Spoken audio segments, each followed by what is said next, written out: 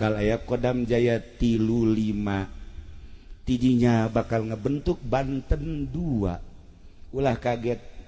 engke bakal terjadi seperti eta iraha eta di mana geus timbul riwayat Syekh Yusuf anu nyaritakeun baheula teh deuk ditumbangkeun Baduy teh ulah cek Syekh Yusuf kabeh kaget kunaon make jeung diulah keuna nyarahoeun orang Banten bahwa di urang teh aya orang purbakala mun di Amerika aya Indian lamun di Kalimantan aya Eskimo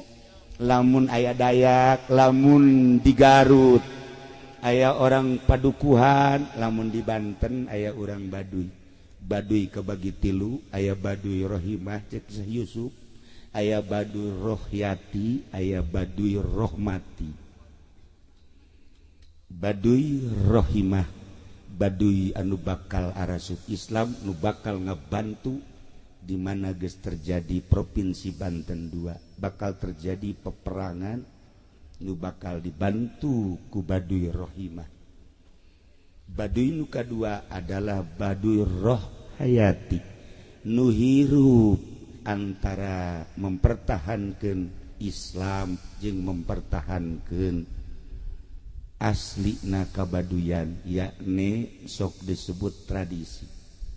Nu katilu adalah Baduy Ruhmati otomatis rohna mati. Istimewa Syekh Yusuf ngomong teh hampir-hampir teu kaharti ku urang sugan teh manu katilu teh Baduy Rohmati horeng ruh mati ruhna geus teu bisa diganggu gugat. Nu pertama berjuang asup ka lembur Baduy ieu adalah seorang utusan Banten nu sok disebut Wijaya nu pernah basantren nyana ka Jawa Tengah ka Jawa Timur memperjuangkan Islam asup ka nagara padahal geus dilarang ku karuhun Banten ulah waka heula dan Wijaya kulantaran nyana boga titipan ti guruna kudu diperjuangkeun bae nyana terus berjuang ternyata gelutlah nyana jeung oray rupana rupa oray tapi di dieu nama ke mahkota kerajaan tidinya terus jada berjuang memperjuangkan Islam tapi Allah belum menghendaki nah ialah tumbanglah nyana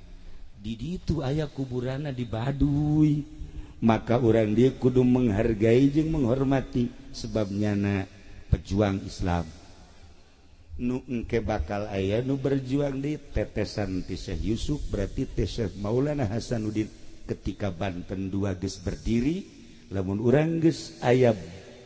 ngadenge Kodam 35 Banten 2 ujung kulon kakarak bakal timbul tetesan Syekh Yusuf